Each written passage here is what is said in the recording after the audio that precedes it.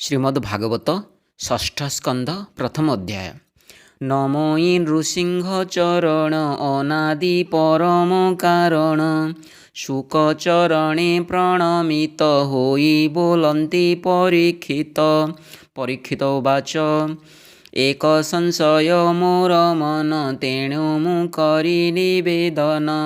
भो भागवत तुम्भे आद्ये कहिल जादितीय स्कंधे। आद्यरे भगवान ब्रह्मा अष्ट ऐश्वर्य सुख सीमा। निवृत्ति मार्गे जा कहिले ता योगेश्वर न जानिले। निवृत्ति मार्गे चक्र पाणी केवल जोगे ता बखाणी। जोगे लभन्ति प्रजापति क्रमे तांकर संगे मुक्ति। आर प्रवृत्ति मार्ग जेहि स्वर्गादि सुख जहि पाई। प्रकृति विलय अभावे जन्म मरण जीव लभे। केमंत रूपे ता प्रकाश विष्णुर मायारे प्रवेश। स्थिर समूह दुष्ट गण प्रवृत्ति सृष्टि नोहे भिन्न। पुणी हुए से पुणी जाए से मार्ग कहिल तृतीये। जे नाना अधर्म लक्षण नरक मानक वर्णन। जे स्वयंभुव मनु आदि कहिल चतुर्थे संपादि। उत्तान पाद प्रिय व्रत एबे निवंशानुचरित। दीप बरस महीधर नदी उद्यान जे सागर। पृथिवी मंडलर स्थान सूर्यमंडल ज्योतिर्गण। चंद्र तारका आदि करी भाग विवर अनुसरी। जेमंत प्रकारे ईश्वर रचिले अखिल संसार। नाना प्रकारे जे नरक प्राणी संचरन्ति अनेक। उग्र जातना को भुंजन्ति कि कले तहि न पड़न्ति। विशेष करी महाभाग कहतु भावे मोर आग। शुक उवाच मन वचन शरीर रे जे प्राणी पाप कार्य करे। इह लोकरे देह धरी जेबे प्रायश्चित न करी। किय बा परम ईश्वरे पूजा न करे भक्ति भरे। अथवा नाम संकीर्तने श्रद्धा न करे भगवाने। विशेष जातना नरक से प्राणी लभे अतिरेक। जेवण प्रकारे भिक्षुक करई चिकित्सा अनेक। जेवण प्रकारे भेषक करई चिकित्सा अनेक। रोगरु गुरु लघु जाणी निदान कथा परिमाणी। तेमंत मरणर आगे संजत मना होई बेगे। पापर निवारण अर्थे करिव सद्य प्रायश्चिते। परीक्षित उवाच पाप अहित परिमाणी तथापि विषय रे प्राणी। पापरे पुणी प्रवर्ते कि कार्य तेबे प्रायश्चिते। केबे बा पापु निवर्तई पुणी पाप आचरई। एथु अंतरे प्रायश्चिते कुंजर स्नान कला मते। एमंत राजन वचने सुख कहन्ति तो समने। कर्म रे करी कर्म मान निग्रह करन्ति जे जन। कर्म समूले नाश नोहि एहार स्वभावटी एहि।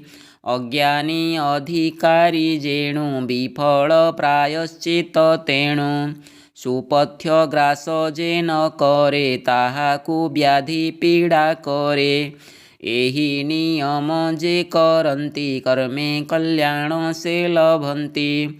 देह वचन बुद्धि घेनी जे पाप करी थाए प्राणी। तपस्या जम नियम रे सम दम त्याग शौचरे। सत्य ब्रह्मचर्य दीक्षा रे ज्ञानी नासन्ति पाप घोरे। जेसने दहई सकल बेणुर गुळ्म दावानळ। तेसने भक्ति जोगु करी गोविंद चरण सुमरी। मलय चंदन जेसन अग्नि पारुषे जेह्ने हेम गोविंद पादे आश्रे करे तेणु अघति मीर हरे। अशेष पापी मान नाशे तम जेसने रवित्रासे। हे राजा अघवंत जेहि तपे पवित्र तेड़े नोहि। जेमंत कृष्णर विषये प्राण अर्पिले शुद्ध होए। सुशील साधु जेउ जन नारायण रे परायण। ताहांक भक्ति पथ मान लोकर कल्याण कारण। से नित्ये थांति परहिते जगत देखे आत्मगते। शुण राजन परिमाणी कृष्ण विमुख जेते प्राणे। ताहांक तपे जेते फल सकल हुई निष्फल। श्रीकृष्ण पाद पद्म दुई तागुणे अनुरागी होई। ताहार जेउ लय ध्यान निवेदन रे तनु मन। जे एका बेले बोले नाम स्वप्ने से न देखई जम।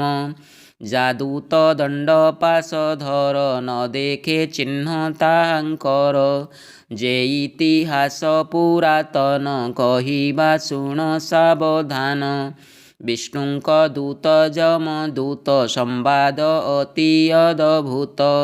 कान्यकुबुज नामे देश अजामिलर तहि बास। आश्रमे द्विज से बोलाई स्वभावे दासीपति होई। सदाचार को नष्ट करी दासीर संसर्ग आचरी। कैतव चौर्यपणे धाई कुश्चित कर्म आचरई। एमंते केते दिन गला ताहार पुत्र उपुजिला। से नग्रे थाई दासीपति पुत्र पालने सदामती। 88 बरसे ताहार काल होइला नृपवर। वृद्ध बयसे तार सुत होइला 10 परिमित। कनिष्ठ नाम नारायण पितार आनंद कारण। ताहार तहि चित्त थाई अन्यत्र केबेहि न देई। बालक स्वभावे अल्यल वचन कहई मृदुल। ताहार लीला मान देखी हरस के पारिब लेखी।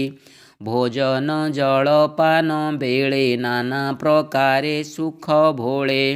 बालक स्नेह बस होई अग्रभोजन ताकु देई।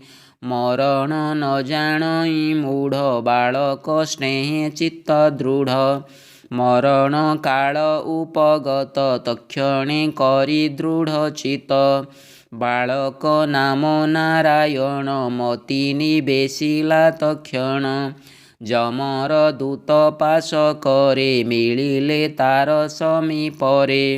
उच्च पुरुष भयंकर वक्रवदन महाघोर। लंबलोम सर्व शरीर देखी अजामिल कातर। दूरे बालक संगे मिली ताहार पुत्र करे केली। गभीर स्वरे उच्च करी डाकिला पुत्र नाम धरी। इंद्रिय आकुले तक्षण डाकिला पुत्र नारायण। मला अजामिल ब्राह्मण से नाम करी संकीर्तन।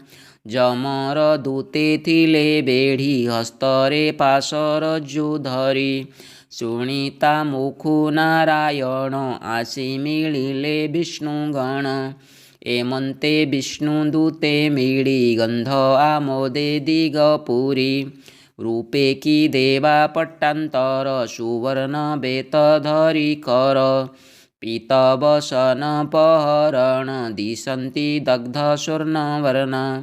से अजामिल हृदयरु जीवकु आकर्षण करु। जमदूतंकु विष्णुदूते बळे निबारिले तुरिते। वैवस्वत प्रभु जार से दूत मानंक उपर। ପ୍ରହାର କଲେ ବିଷ୍ଣୁଦୂତେ ତାଙ୍କୁ କହନ୍ତି ଯମଦୂତେ।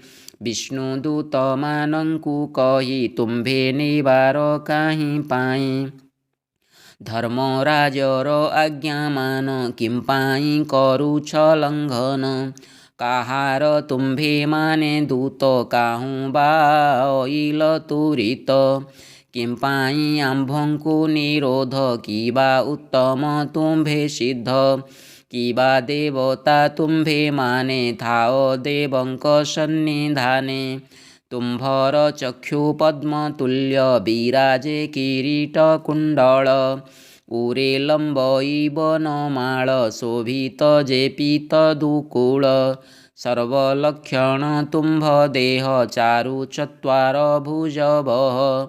ଶଙ୍ଖ ଚକ୍ର ଗଦା କମଳ ଏଣେ ଶୋଭିତ ଯେ ତୁମ୍ଭର। ଧନୁ ଖଡ଼ଗ ତୃଣ ଶର ଏ ସର୍ବ ଆୟୁଧ ତୁମ୍ଭର। ଦିଗମାନଙ୍କର ତିମିର ଆତ୍ମକାନ୍ତିରେ କଲଦୂର। ଆମ୍ଭେ ଧର୍ମରାଜ କିଙ୍କର କିମ୍ପା ନିରୋଧ ତୁମ୍ଭେ କର। କି ହେତୁ ଏ ମନ୍ତ ଆଚର କହିବା ଆମ୍ଭର ଆଗର। ଆମ୍ଭମାନଙ୍କୁ ଦୟାବହ କି ହେତୁ କିବା ପରିଚୟ? ଶୁକ ଉବାଚ ଯମଦୂତଙ୍କ କଥା ଅନ୍ତେ ହସି କହନ୍ତି ବିଷ୍ଣୁଦୂତେ। ମେଘ ଗମ୍ଭୀର ପ୍ରାୟେ ବାଣୀ ଯମଦୂତଙ୍କ ଆଗେ ଭଣି। ବିଷ୍ଣୁଦୂତ ଉବାଚ ତୁମ୍ଭେ ଦୂତ ଧର୍ମରାଜାର ତାହାଙ୍କ ଆଜ୍ଞା ଯେବେ କର। ଧର୍ମ ଅଧର୍ମର ଲକ୍ଷଣ କହିବା ଆମ୍ଭର ଆଗେଣ। ପ୍ରାଣୀ କି କଲେ ଦଣ୍ଡ ପାଇ ଦଣ୍ଡର ସ୍ଥାନ କେବା ହୋଇ। ଦଣ୍ଡକୁ ସହଇ କେମନ୍ତେ ମନୁଷ୍ୟ ଜନ୍ତୁ ଏ ଜଗତେ। ଯମଦୂତ ଉବାଚ ବେଦ ବିହିତ ଯେତେ କର୍ମ ସେହି ସଂସାରେ ନିତ୍ୟ ଧର୍ମ। ତା ବିନୁ ଅନ୍ୟ କର୍ମ ଯେତେ ଅଧର୍ମ ବୋଲି ଶାସ୍ତ୍ର ମତେ। ସାକ୍ଷାତେ ବେଦ ନାରାୟଣ ଏ ନିଶ୍ଚେ ବ୍ରହ୍ମାର ବଚନ। ଏ ଦେବ ଆପଣା ଶକ୍ତିରେ ସତ୍ୱର ଯତମ ଗୁଣରେ। ଗୁଣ ନାମ କ୍ରିୟା ରୂପରେ ଯଥା ତଥାରେ ଭିନ୍ନ କରେ। ସୂର୍ଯ୍ୟ ଚନ୍ଦ୍ର ଦିଗ ଆକାଶ ପବନ ସନ୍ଧ୍ୟା ଅହର୍ନିଶ। ଦେବ ଭୂଜଳ ଅଗ୍ନି ଧର୍ମ ଦେହି ଧର୍ମର ସାକ୍ଷୀ ଜାଣ। ପାପୀକୁ ଏଣେ କରି ଜାଣି ଦଣ୍ଡର ସ୍ଥାନ ପରିମାଣି। କର୍ମ ଆୟତ୍ତ ହୋଇ ଜନ ଦଣ୍ଡରେ ହୁଅଇ ଭାଜନ। ଆହେ ନିଷ୍ପାପ ପ୍ରାଣୀମାନେ କର୍ମ କରନ୍ତି ଯେତେ ଜନେ।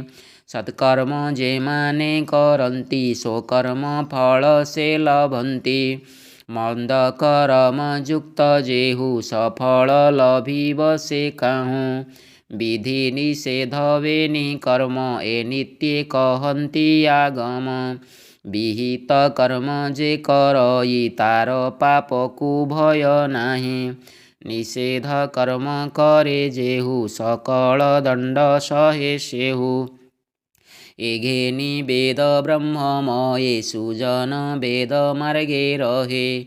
ଧର୍ମ ଅଧର୍ମ ଆଚରଣ କରନ୍ତି ଯେହୁ ପ୍ରାଣୀମାନ।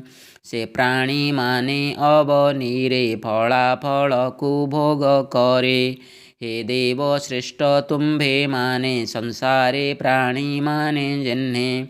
ତ୍ରିବିଧ ଲକ୍ଷଣ ଲଭନ୍ତି ଯେ ଯଥା କର୍ମ ଆଚରନ୍ତି। ଗୁଣ ବିଚିତ୍ର ଭାବୁ କରି ପ୍ରାଣୀଙ୍କ ବିଷୟ ଆଚରି। କାଳର ବର୍ତ୍ତମାନ ଗୁଣ ଭୂତ ଭବିଷ୍ୟତ ପ୍ରମାଣ। ତେସନେ ପ୍ରାଣୀ ଇହ ଜନ୍ମ ପ୍ରକାଶ କରେ ଧର୍ମାଧର୍ମ। ଯେ ଧର୍ମରାଜ ଜନ୍ତୁ ସାଇଁ ସେ ସଂଯମନି ପୁରେ ଥାଇ। ପ୍ରାଣୀର ଅନ୍ତର୍ଯ୍ୟାମୀ ହୋଇ ଧର୍ମ ଅଧର୍ମକୁ ଜାଣଇ। ତମୋ ଗୁଣରେ ଯୁକ୍ତ ହୋଇ ସତ୍ୱଗୁଣକୁ ନ ଭାବଇ। ଏ ଦେହେ ଅହମିକା ବହି ଜନ୍ମ ଅକାରଣେ ନାଶଇ।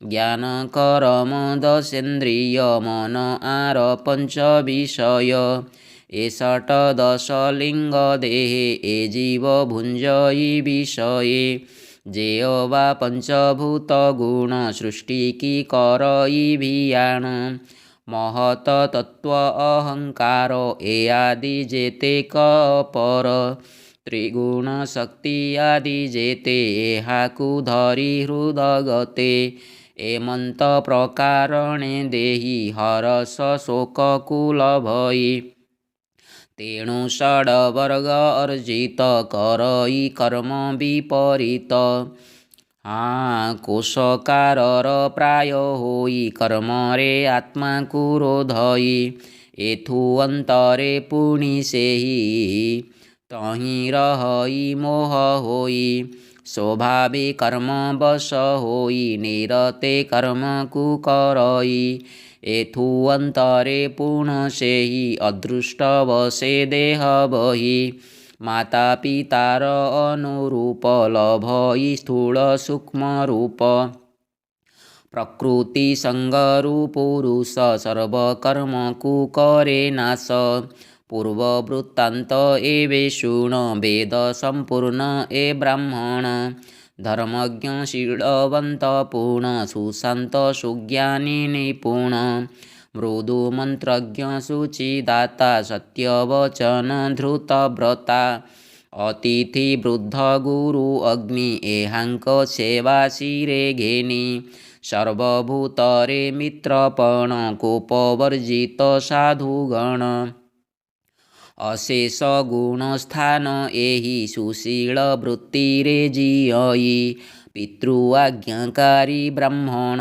एक काले बने गमीण पुष्प समिध फल कुशे घेनी आसई मन तोषे स्त्री सहिते बने थिला कामी शूद्र कुए देखिला मधुपान रे रक्त नेत्र विह्वल होइअछि चित्त निबिखसिछि मत्त भरे मूढ़ लज्जा को करी दूरे हास्य गायन क्रीड़ा रसे लीला करई तार पाशे कंदर्पे लिप्त मन होई भुजे आलिंगन करई विप्र स्त्री को देखी करी इंद्रिय वशे अनुसरी एमंते ताहाकु देखिला मनरे मोहित होइला आपण आत्मा स्थिर करी मनरे बहुत विचारी हेले ही सत्वगुणे स्थित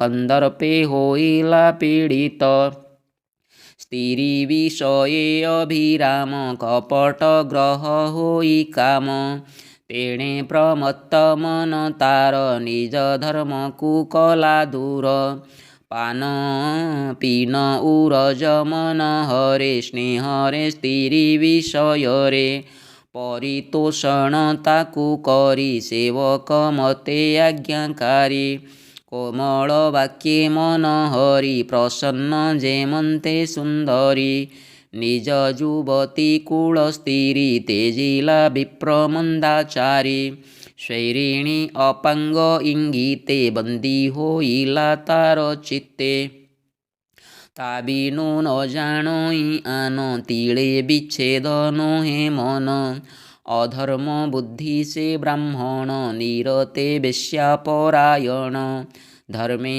अधर्मे धन आणी संतोष कर ईश्वरिणी जेउ कारणु लंघी शास्त्र स्वैरिणी रत अविरत गर्हित कर्मे प्रवर्तिला पूर्वरु धर्म नाश कला एणु ए पापी द्विजे नेई जमर छामुरे देवई बोलई जगन्नाथ दास जमदूते वेद प्रकाश इति श्रीमद्भागवते महापुराणे षष्ठस्कन्धे पारमहंस्यां संहितायां अजामिलचरित नाम प्रथमोऽध्यायः।